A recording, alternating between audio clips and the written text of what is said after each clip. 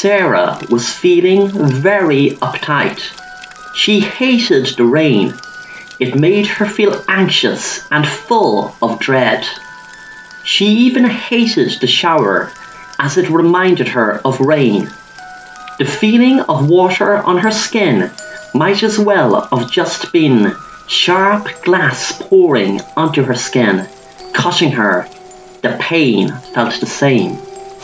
Jason was walking down a creepy, dark, lonesome road where the trees were so high and overlapping across the road it was even dark looking in the day.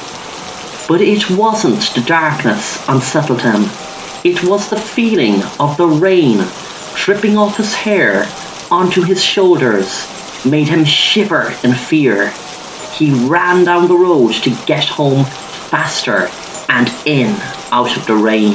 Lisa pulled up in her driveway and stepped out of her car. She dreaded making the short few steps in the rain. She knew most people, of course, wouldn't be afraid of getting wet, but every time it rained, she felt petrified.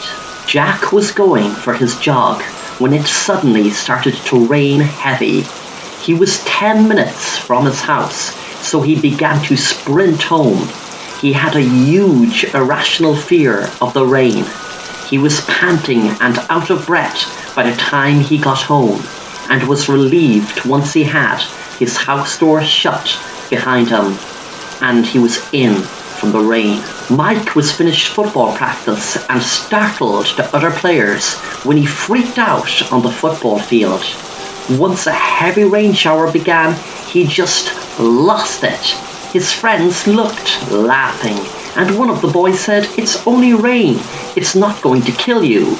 It was a rainy night, and it was the high school reunion, and everyone was enjoying themselves, except 5 people who were reluctant to even come along at all. Those 5 people were Sarah, Jason, Lisa, Jack, and Mike. They all were called into a room that had a barrel with water in it. Mike stood in the middle, and Martin, the school bully, was sitting on a chair tied to it with a cloth wrapped around his mouth. When everyone was in the room, Mike walked over and locked the door, then turned back to Martin and said, "Do you remember all the times you used to drop us into a barrel of water in the back of the school and at house parties? Where did you even get the water to put in the barrel to torture us? Do you realize the embarrassment and humiliation you put us through?" Mike pulled the cloth from Martin's mouth and he started pleading.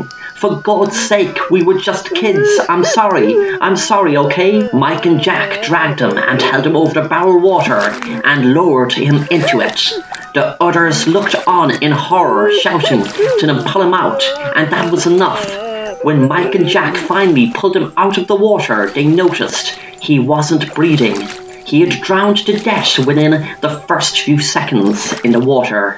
They have never spoken about what had happened on the night of the reunion to anyone outside of that room, and no one suspected them as the body was discovered in the pool the next day, and the police had it down as an accidental drowning.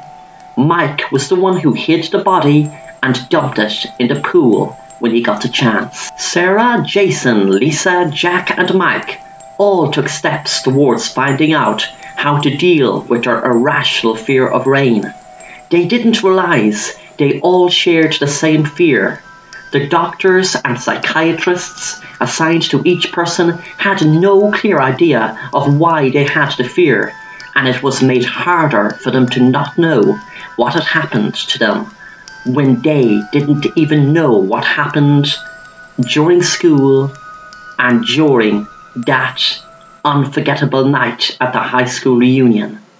After all, how would anyone know why they had a fear of rain when they did not know what had happened to them and what had happened to me?